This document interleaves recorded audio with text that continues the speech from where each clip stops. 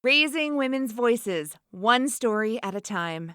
Welcome to the She Said Project podcast.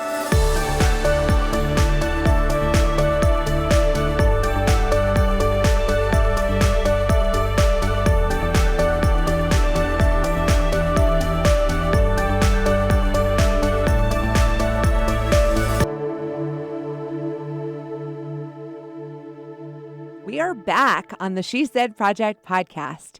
If you've listened before and have gotten to know me and Kerry, welcome back. We love you. We love getting together and chatting with women who've appeared on stage, and that's what she said. And if you're new to all things She Said, welcome. Welcome to the She Said Sisterhood, where we like to create safe space for women to be seen and heard and celebrated for exactly who they already are. And we do that with live shows called That's What She Said, where women share personal stories. I'm Jenette Jerzik, your host today. I am the national director of the She Said Project, a growing movement that is taking cities by storm. Right, Kerry Rosso? I'm telling you, it's true. I'm Kerry Rosso, co-founder, and I just watched this thing take off. You know, it was intended to be a one-night show, and which is the funniest thing ever, because we were like, whew, we did it. And now it's just a runaway train. One night, 10 years ago. 10 years ago. We're celebrating 10 years. And I know we don't like to timestamp our podcast, but this season is special because 2023 does represent 10 years of That's What She Said. One night, which is now in 2023, there are eight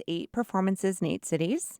Mm-hmm. And I think we're up to 11 for next year already. So I don't think it's stopping anytime soon. Well, there certainly is no shortage of awesome women, no shortage of awesome stories. So we'll just keep rolling. I wish there was a way we could I don't know. I wish there was a way we can invite lots and lots of women to participate and be part of this. But, you know, we're only one night, one city, 8 women on a stage, 9 women, 10, 11, 12, 13, 14 women. Carrie's looking at me like, stop it now. This is one of the behind the scenes fights that we always have. I always say 7 and she says 13. 8 or 9. And then we land 10, on 11. 8 or 9, but we always start on opposite ends. We start at 7 minutes, 7 women, and then we go from there. And I have to say, we've had some good rule followers lately. Our current cast that are working on their stuff have been sticking to the rules. So you'd be proud. You'd be very proud. Good. But our guest today is from an awesome show in our sister community of Bloomington, Normal, Illinois, where those women, I don't know if they all stuck to the 7-minute rule, but they certainly brought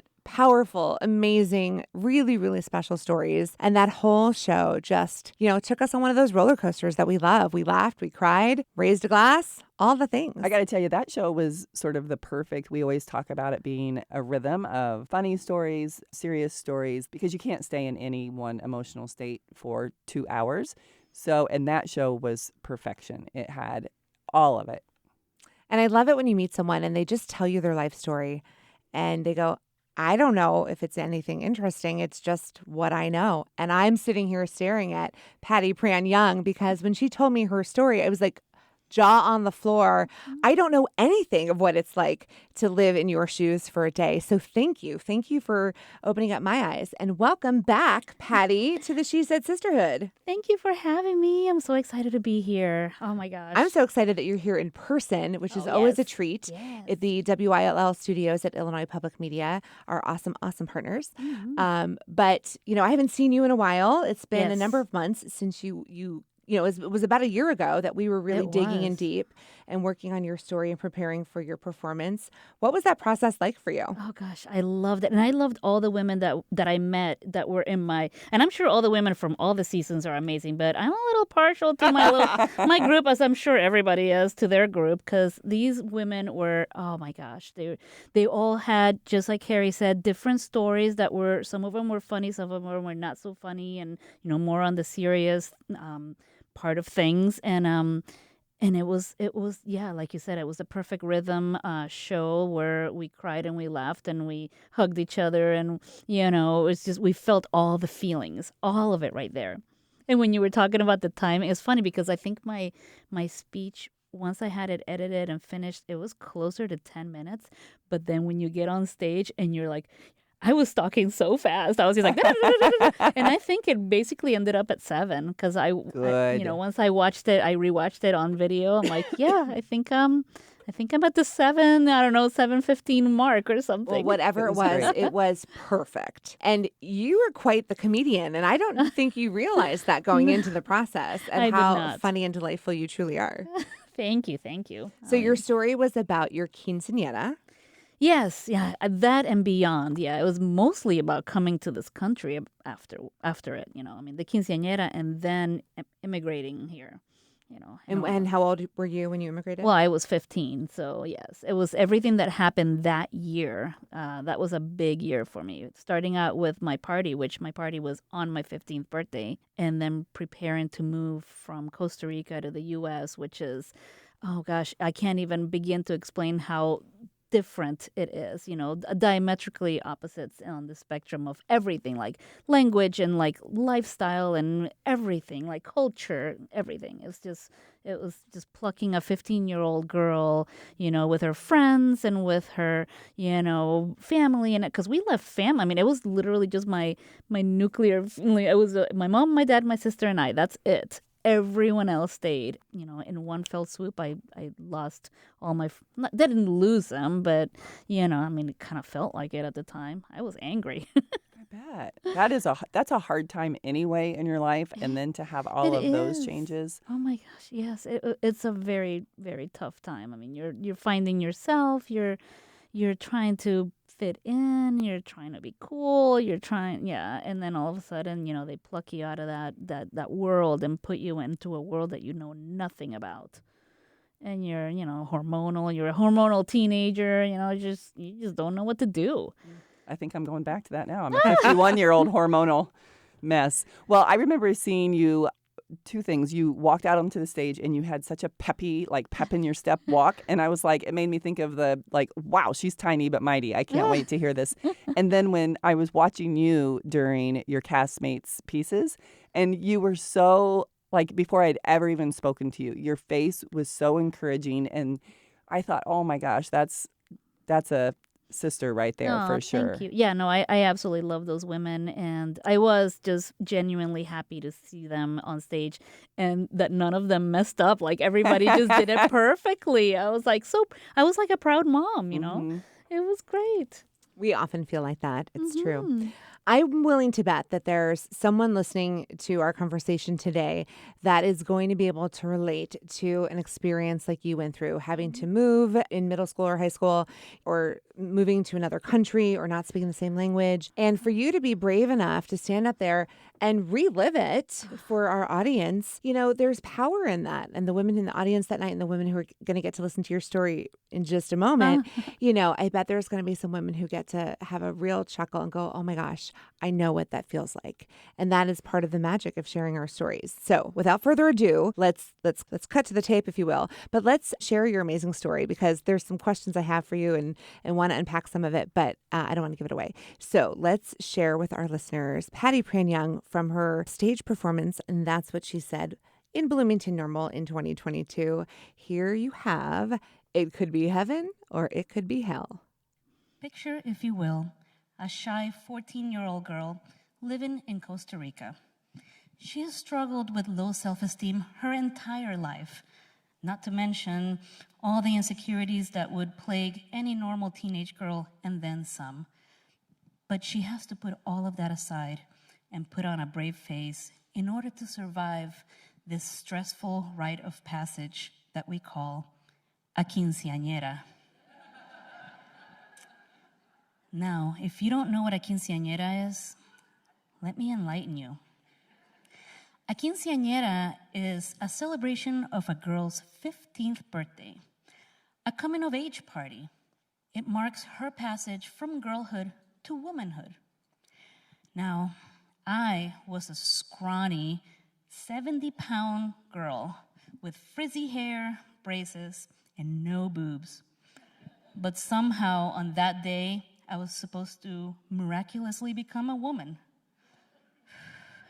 And to add insult to injury, I had to find 14 boys and 14 girls to escort me down the aisle that day. Much like the bridesmaids and groomsmen in a traditional wedding ceremony. But did I mention I was incredibly shy, incredibly awkward, and in my own eyes, an ugly duckling.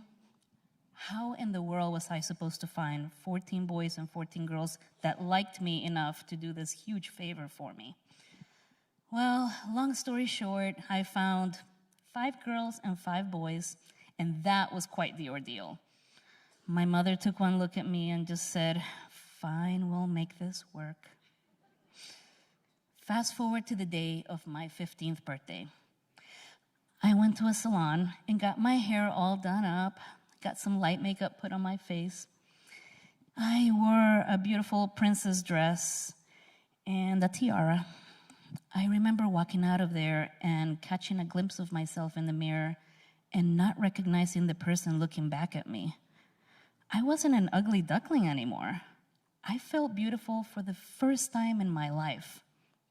Now, as I approached the party hall that night, I didn't know what to expect. I was super nervous. I didn't know if anybody would even show up, if I was gonna trip and fall and embarrass myself, if anybody would wanna dance with me. But lo and behold, the boy that I had a crush on was standing at the door with a bouquet of roses and wished me a happy birthday. I almost fainted. And then I walked in and I saw everyone, literally everyone I had invited. They were all there for me. I couldn't believe it. That night was the best night of my life up until that point. I danced the night away and I just felt awesome. But then the strangest thing happened. I guess seeing me all dolled up like that and with my newfound sense of confidence, it must have changed my social status back at school, because all of a sudden, kids who had never said a word to me before were coming up and talking to me voluntarily. I was getting invited to parties and events that I had never been invited to before. I mean, I felt like I had arrived. Never in a million years had I even dreamed of being popular or cool. I literally just wanted to be accepted. I just wanted people to want to talk to me, to want to hang out with me. And it had finally happened. And then my dad dropped the bomb. We are moving to the United States in 6 months. Whew. To say I was angry would be a huge understatement. I mean, like I said, the moment I had waited my entire life was finally here, and now we're leaving.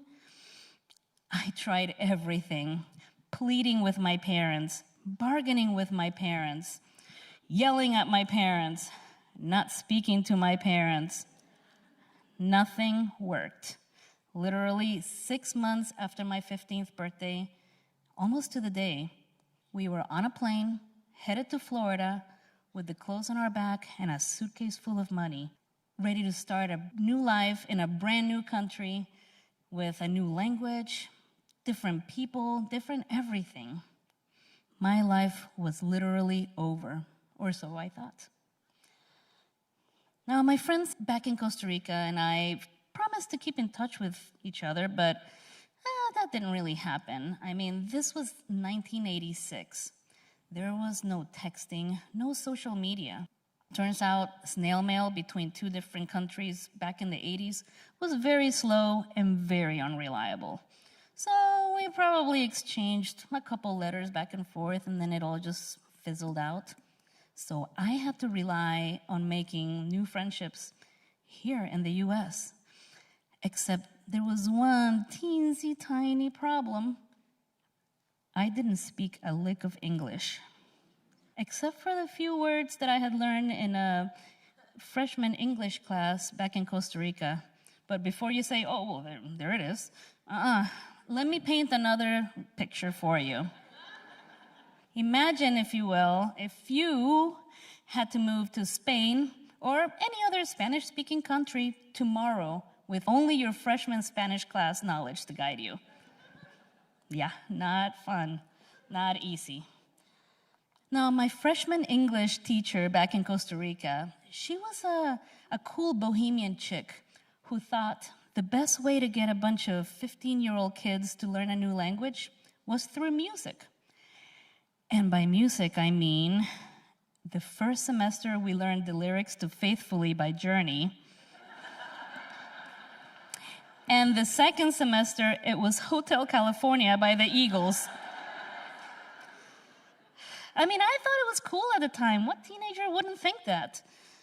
But did it help me have conversational English with my new peers here in the US? Hell no. But hey, I could say, you can check out anytime you like, but you can never leave, in the cutest Costa Rican accent. But in all seriousness, when I got to the US, I was hugely unprepared. I was completely unaware of things like slang terms and racial slurs. I remember clearly coming home from school one afternoon and asking my dad, "What's a spick?" My little sister was only 11 years old when we moved to the States, so she had a much easier time with all of it, leaving her home country, coming here, making new friends, learning the language, becoming acclimated to a whole new culture. I, on the other hand, was angry, heartbroken, sad, and lost. Now, let me tell you a little backstory.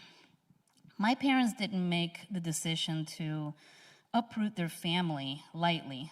This was a calculated decision they made for our safety and well-being. See, back in the 80s, Central America wasn't the beautiful and safe destination it is today. Nicaragua, which is the country directly to the north of Costa Rica, was going through a revolutionary war, and there was just terrible violence all through that area that was beginning to spill across the border south into our country. And I don't know if you guys know this, but Costa Rica has always been nicknamed the Switzerland of Central America because we have no army. We are a neutral country, a peaceful country. So when guerrilla movements from other areas decide to invade our country, we have no way of protecting ourselves. So needless to say, it was a scary time. The news channels back then in Costa Rica were riddled with stories of violence of all sorts. There were murders and rapes and thefts and break-ins, everything you can imagine. And although physically nothing had happened to us yet, our house did get broken into twice and our car once. They stole my mom's jewelry and we lost a lot of our precious possessions.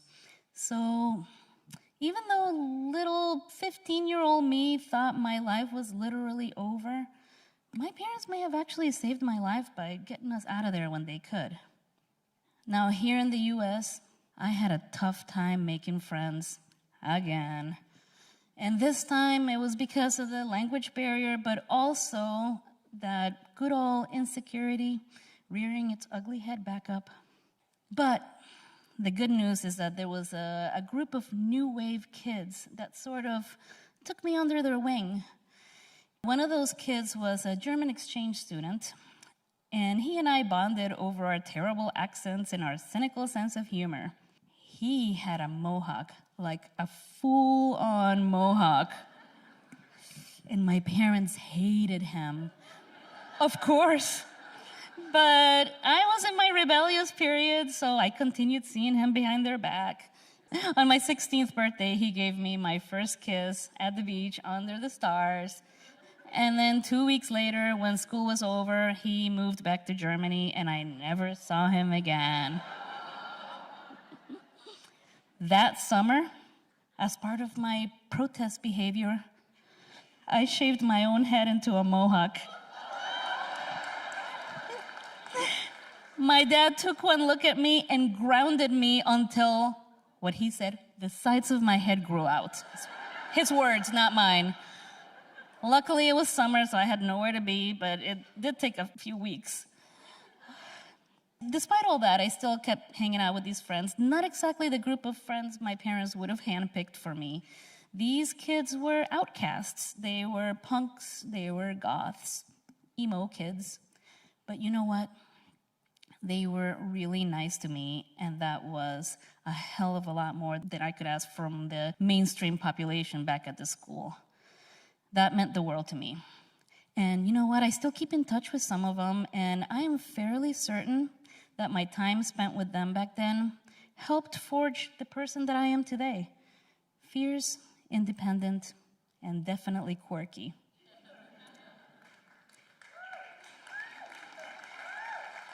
Thank you. Now here we are, 30 years later. My English is a little better now. And I now have 2 beautiful girls of my own who happen to be sitting right here front row. They're a little bit older than my sister and I were when we moved to the U.S., but they've gone through a lot of the same challenges and obstacles that most teenage kids go through. But when I look at them, so sweet and innocent, their whole lives ahead of them, I finally understand the sacrifice my parents had to make back then. I would do that and so much more for my girls. And I would only hope that they would be a little bit more appreciative than I was at the time. And if they're not, they can check out anytime they want, but they can never leave. Thank you.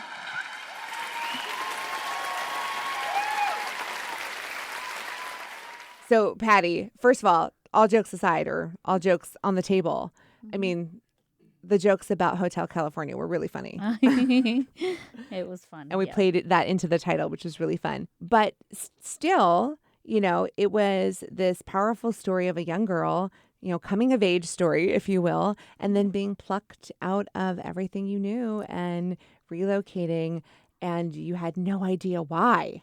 Right. Well, I mean, I sort of knew, but it was just, I was against the whole thing because when you're 15, you don't really care about politics and like, the state of affairs of the world and whatever. You just care about, the cute boy that's in your class that sits next to you. And then, the girls that used to be mean to you and now are starting to talk to you because, you're starting to, blossom and like not be the awkward, freckly braces child. So you're like, oh my gosh, I'm finally, I finally have friends, and then this boy's looking at me and whatever. Now I gotta like start all over again. It's just, yes, I was angry and I just didn't understand it. I was very rebellious. You certainly made it difficult for your parents. Well, yeah, and I wanted to mention that my mom and dad, they live in Florida right now, and they were not able to come to my performance, the event in person, but they saw my video when it first came out,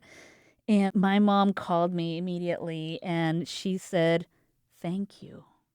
And I didn't know what to expect because I'm like, is she going to hate it? Is she going to love it? Did I tell the story? Because this is as much their story as it is mine. Mm-hmm. I mean, they uprooted us. They sacrificed everything. They left everything behind, their family, their friends too. I mean, it wasn't just me.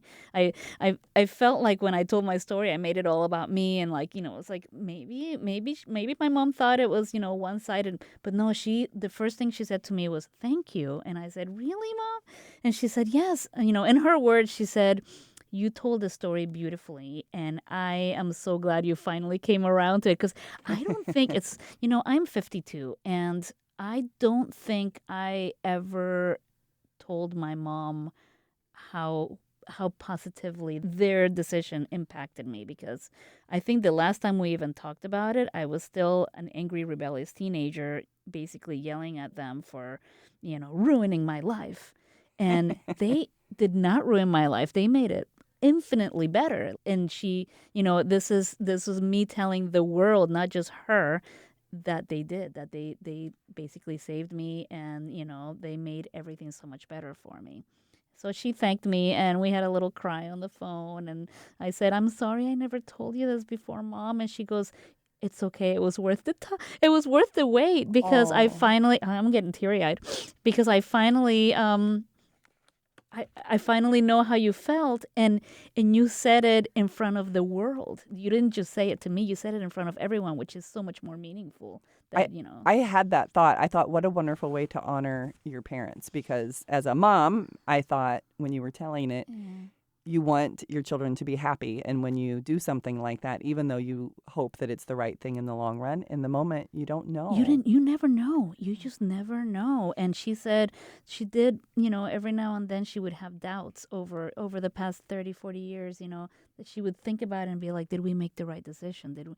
And then she's validated, finally. She's like, you validated our decision. You finally, and I'm like, Mom, I'm sorry I never told you that. I don't know why it never came up. But, here it is, Well, as we go through our lives, we sometimes forget, right? That our parents are people and they have feelings, but that you're going through your own discovery process and it's yours. You can only live, with your perspective in your life. And when you shared your story, it was yours, and it's okay that it was yours. Yeah. But I love that it could honor her as well. And that reflection that you got to do gave you an opportunity to realize, how much they sacrificed and how much you benefited from their choices. I'm so glad. What was the feedback and how did your own children respond? Oh, my children loved it too, because I don't think they had heard the whole story either. It's so weird that I kept it to myself for so many years. Jenette, you took it out of me. You did this. You did this. Wily. Because my kids knew that I grew up in Costa Rica. They knew the basics. They didn't know why we left and why we're here, and and all of the stuff that I had to go through when I first came to this country, like learning the language, being bullied, some, slight racism here and there, because it happens, when you're like, we were in a small town in Florida that was not super diverse. So, a Hispanic family coming in that didn't really speak the language. My dad spoke it pretty well because he went to school in the U.S. So, but my mom didn't, I didn't, my sister didn't. So it's just, dealing with all of that, hearing it from their point of view, because my daughters have also sort of had to deal with some of that. Like my youngest, especially because she looks even more Hispanic than I do. My oldest doesn't. You never know what she is because she's got red hair and like very pale skin. But my youngest daughter looks very Hispanic. So she, even though she was born and raised in the U.S. and speaks perfect English, not even a slight accent, has had to deal with what she calls microaggressions. Wow. I don't know if that's like a new term or something, but I've only heard her say it. She's heard everything from "what are you" to, she had a boy in junior high asked her, "How long did it take your parents to climb over the wall?" Like things like that, and she's like, Wow. Yeah, just Wow. yeah. Just what she calls microaggressions, which sometimes they're not so that's micro. not so micro. That's not so pretty micro, aggressive. but Yeah. she's had to put up with a lot of that just because of the color of her skin and how she looks. And so she said that watching me on stage tell my story, and because my story also included a few like different comments that kids had said to me when I was in high school, and she was like, "Mom, you went through it too." I'm like, yes, honey, I went through, because I guess I had never told them those stories either. Gosh, again, Jenette, you See? you did this. You brought all of our family together, and like my mom's happy and my kids are happy. Everybody knows the full story now, and I don't know. I didn't know I was keeping a secret, but I guess I was. Well, Patty, that just warms my heart. And it just speaks to the power of stories and sharing your stories, whether it's on stage or just, with your family behind closed doors. But we forget that they have power. We forget that they can impact other people and open eyes. Just sitting here listening to you reflect on your journey and your daughter's experiences, what comes to mind for me is by you sharing your whole story, the hard stuff, the good stuff, even the happy ending, what it does is it humanizes the experience. There are hundreds and thousands of families who have come to the United States, who have relocated to any country, but are living somewhere where they're not feeling welcome. And we just go, oh, we don't know their story. And we and I'm probably guilty of just, grouping them together and, oh, those people are people, I don't understand their experience, or I'm not going to reach out to them because we just don't know. And by being someone who stands tall and shares little by little, As tall as I can stand. as tall as you can stand, tall and proud. But it opens minds and it opens hearts, and it pushes that comfort zone a little bit every time to go, no, these are real people with real feelings and real experiences. These are not other. There is Right. no other. There's just human. Yeah, There's we're us. all people. Yes, and we've all gone through. I mean, just like that's what she said. My story is this story, but everyone's had some sort of hardships. Some kind of story that makes them human and makes them them. And it's we can't just pretend like our story is the only one that matters, and everybody else is them over there and we over here. And yours It's was tough. so easy to connect to. I'm a white girl from Indiana and had no experience with anything like that.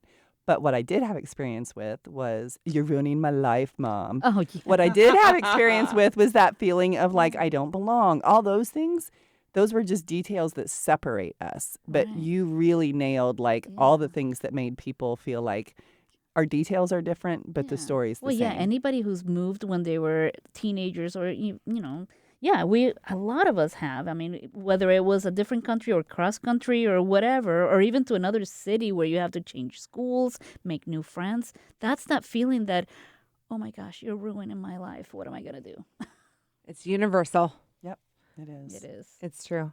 Well, I think that's Mm-hmm. the perfect place for us to wrap this up because, your story is my story is your story. But I love what you said.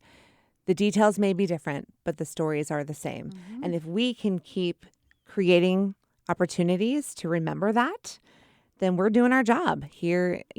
That's what she said. But go find a place where you can tell your story, whether it's on a She Said stage or, at an open mic or coffee shop or around the coffee table at your local coffee clutch, but talk to people, tell them what you're going through, find connection. That's the important thing, the connection. Absolutely. Yes. It's And we hope important. that you have found something to take away from our chat with Miss Patty today. Absolutely. I'm glad. I mean, I got a little teary-eyed there for a second, but it was great to be able to tell you guys what a great impact you made in my family, too. My mom, finally thanking me for telling the story, our story, because it's not just my story. And then my kids going, Mom, I can relate to you so much more now because you went through all the stuff we're going through right now.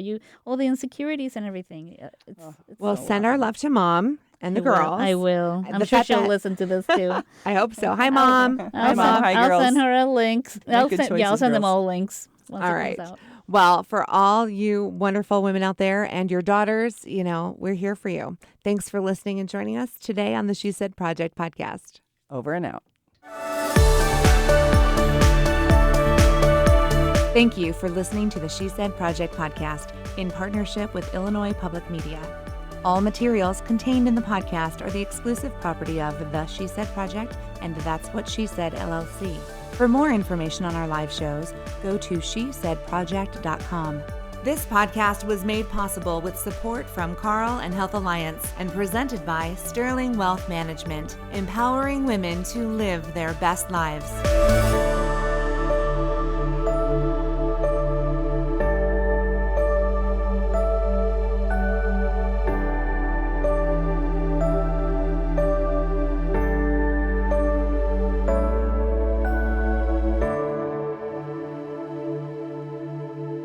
Yay.